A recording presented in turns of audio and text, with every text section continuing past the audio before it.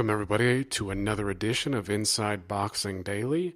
I'm your host, as has been the case for past few days now, Jeremiah Preisser, and I want to welcome everybody in. Again, I want to thank everybody who tunes in and week out. I'm thankful for that. I'm genuinely surprised by the amount of people who actually listen to me talk boxing. Same with Mike. So, again, I appreciate it. And as always, we got to give you the typical, we're brought to you by Seat Giant. We're brought to you by the Retired Boxers Foundation. Again, go and check those people out on Facebook, Alex Ramos, and mybookie.ag. Or you can click on the banner on the homepage, or you can visit the website and enter TGT50 as a code, and you'll get some money back. So let's start this thing off. And as usual, it's just me flying solo. I'm just gonna kind of list off the news, give you my thoughts, and tell you what I think. And of course, the biggest thing that's kind of making the rounds is the Kubrat Pulev thing. Kissing the reporter. And, initially he tried to cover his ass. He was saying, hey, we're friends. We laughed about it afterwards. And turns out to be that's not quite the case. It seems as if this lady is pretty teed off about it. And I think understandably so. Pulev, unprovoked, without consent, just gave this chick a kiss. And honestly, I was under the impression that Kubrat Pulev was married, and maybe I'm wrong there. I don't really know. I don't typically follow these guys' their love lives. I'm not that kind of a guy. I honestly don't give a shit. Unless it comes up somehow, then I'll kind of note it mentally. But again, still a lot of times it's just not of my concern. I don't really care. But either way, whether he's married, whether he's single, it doesn't matter. He just shouldn't have done what he did. And now, it seems like she's going to take legal action against him, and she's hired a powerful lawyer, apparently. She's been on record saying that, we're not friends. He touched my ass, et cetera, et cetera. So my guess is Kubrat Pulev just made this chick a bit of money. It's just something he's going to end up regretting, and especially if he has a wife. Again, I don't know, but if he does have a wife, he's going to be doubly fucked here. This is just, again, it was just stupid. I don't know what he thought he was going to get away with. I don't know if she thought, or he thought, she was going to meet him in the hotel room afterwards. I honestly don't know. I don't know what he was going through his head. And honestly, it's not the first time I've seen something like this.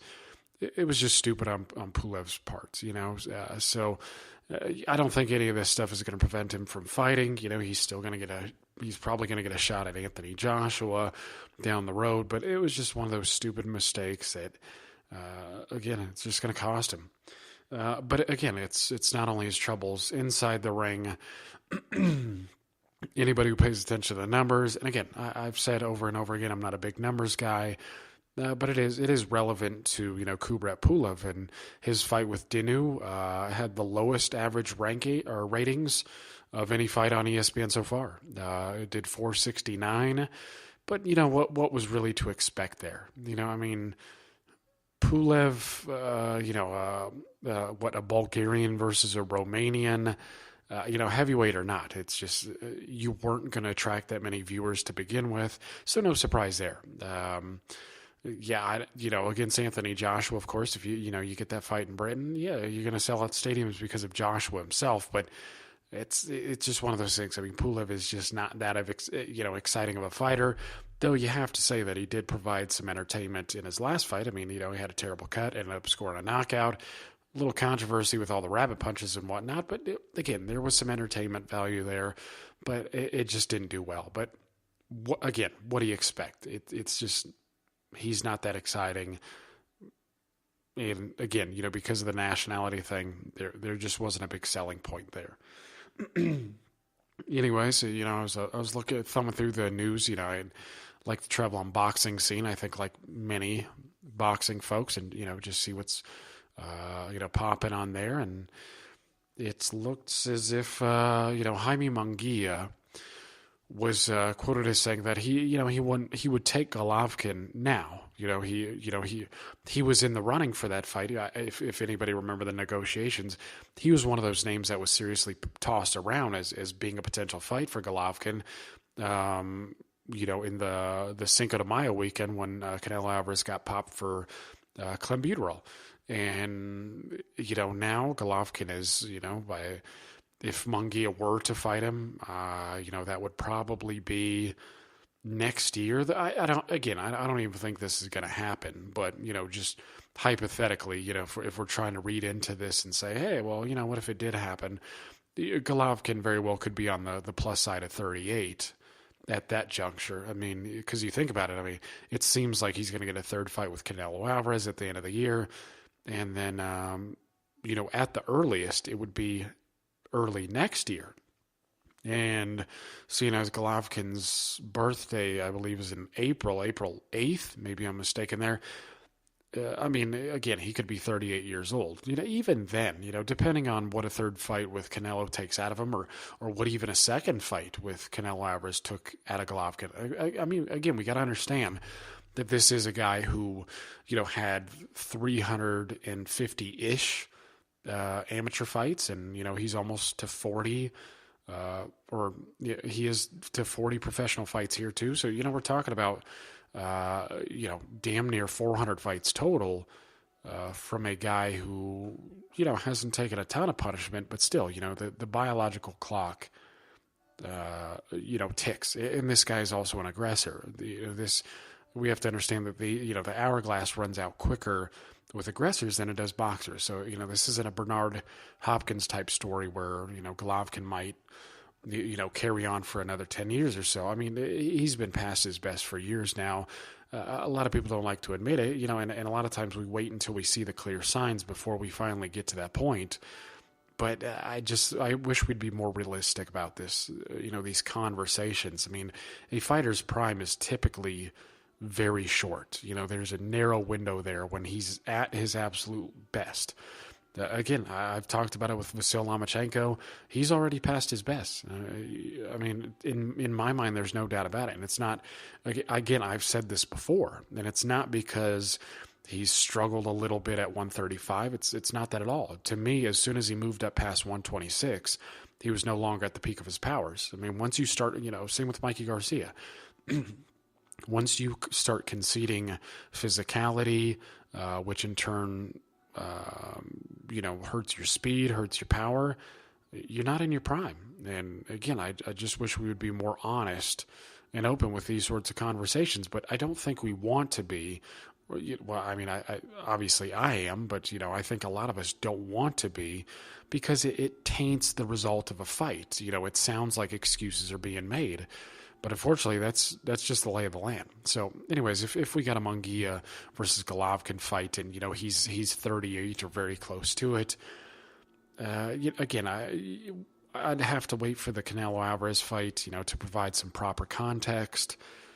But I'm just, again, it's hard. If Golovkin is still as good as he was in the second fight, by early next year, I think he can beat Munguia pretty clearly. Munguia to me is, I know a lot of people are saying, hey, he's young. And again, this is something I've also talked about on these shows previously. If, a lot of people are saying, well, give Munguia time. He has to, he has to develop, defensively, he should get sharper. And of course, it just, only in boxing, it seems like you can be a quote unquote world champion and still need time to develop. It's just such an odd concept to me. And obviously not quite as, you wouldn't hear that as often as you did in the past. You've heard it with Munguia, you heard it with Anthony Joshua when he fought Charles Martin. But again, it's just an odd thing.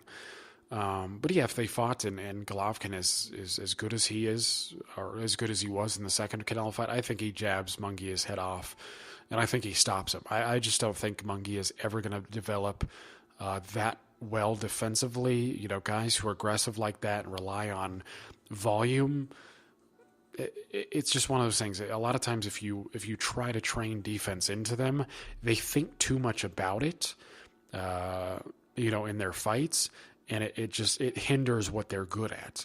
For me, with guys like that, a lot of times you just gotta take him for what he is and you gotta double down on what he's already good at. So anyways, we'll see if that happens, but I don't think it will anyways. As Mike and I have talked about, again, I keep saying that, but it just seems like Munguia is better off waiting for a Canelo Alvarez fight, and I think that's what they're going to do. Alvarez has said that he doesn't want to do it, but he will.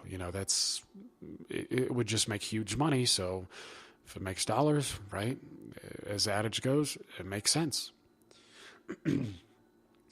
Anyways, another interesting topic that I came across today was Memo Heredia, and I'm not sure if I have to, give some sort of precursor statement to this. I mean, Memo Heredia should be well known in boxing circles. I mean, this is a guy who worked with Juan Manuel Marquez as the strength and conditioning coach. But before that, and what really made him famous, was he was a chemist for the Balco labs that Victor Conti ran, and got popped working with a ton of Olympic athletes and non-Olympians as well. Shane Mosley, all sorts of people. That's when Marion Jones, the American sprinter, got caught. She was like, I've never taken drugs in my life. Well, all the evidence had light shed on it, and then, came to find out her and others were doing this stuff. And, nobody should be surprised by that stuff anyways. I mean, many of these people are still doing it. Maybe this would get me some flack, but, if somebody, I just don't see how you could even see somebody like Usain Bolt, and think that he's clean. I don't buy that for 1 second, and I don't want to get too deep into that. We can have that discussion on Twitter, or, if you want to send me a message or come on the show and talk about it, that's fine with me too. But to me, it's just plain as day to see that the majority of these Olympians and top level athletes in any sport are using, and why wouldn't they be, especially at a place like boxing, where the testing is just piss poor. Anyways, Memo Heredia is working with Felix Verdejo, and to me, that's just a serious red flag. Memo Heredia to me is not one of those guys who even seems, where Victor Conti seems like he's turned a new leaf, even though there's still some suspicion around him. Heredia to me has made no real.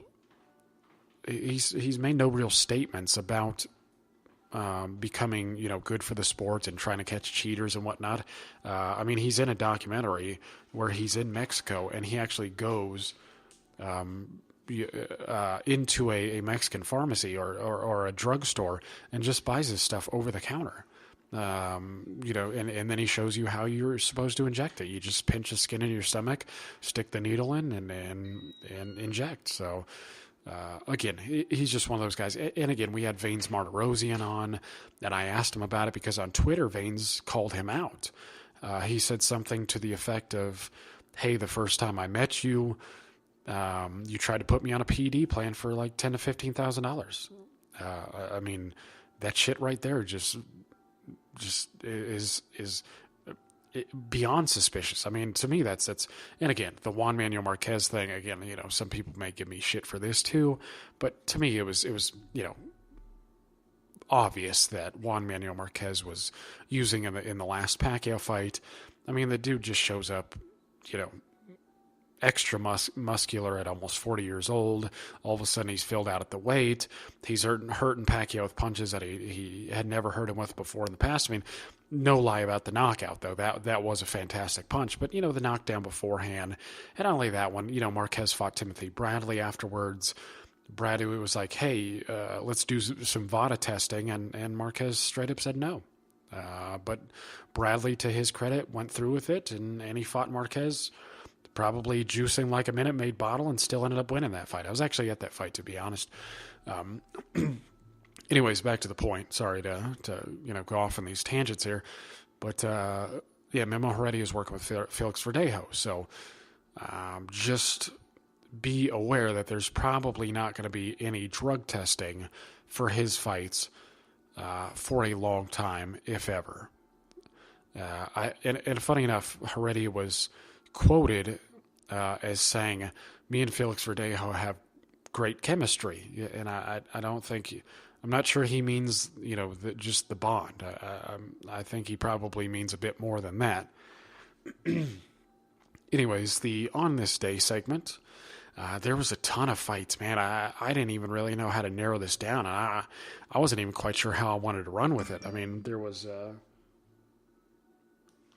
I wasn't even quite sure where to go with this. I mean, I think there was Ali Bonavena, Nigel Benn stopped somebody on this day. Just tons and tons of fights. I know Mikey Garcia. That was a 26. But anyways, I decided to narrow it down and go with, because I expect that this show will probably run for years. So, we'll go over some of the other ones in the next few years. But I decided to go with Pernell Whitaker versus Roger Mayweather. That was one of Whitaker's more exciting fights. Roger was a damn good fighter. Say what you want about, his temperament and the shit that he used to talk.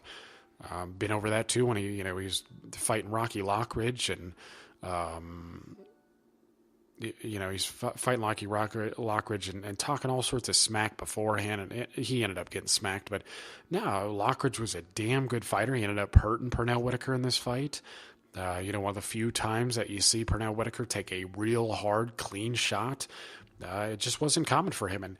And funny enough, a lot of people talk about Pernell Whitaker's slickness, and he certainly was. I mean, he was obviously one of the greatest defensive fighters to ever do it. But he was also a fantastic offensive fighter as well. His jab was one of the best that I've ever seen. I mean, he doubled it, tripled it. But one thing that I've noticed, and a lot of people don't talk about this, is that, so I think about 2 years ago, I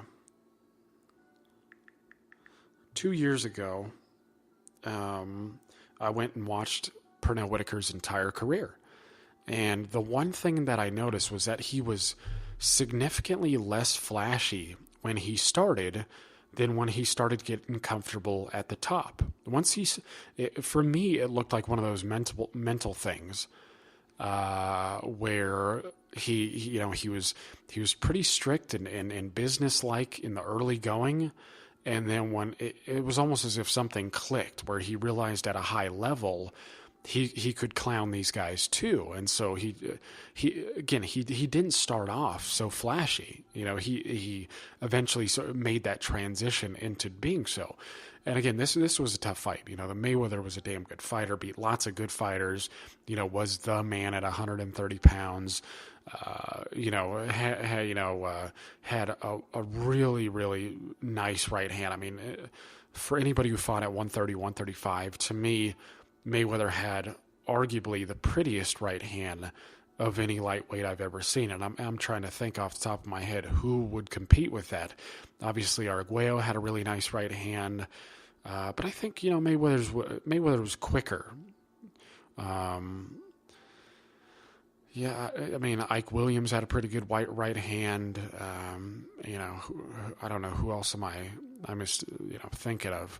Just trying to go down the line of great lightweights. I mean, obviously Armstrong didn't rely on it, or, Canzoneri, tons of these guys. But yeah, Mayweather to me had arguably the prettiest right hand in any of those divisions, or again at 130, 135.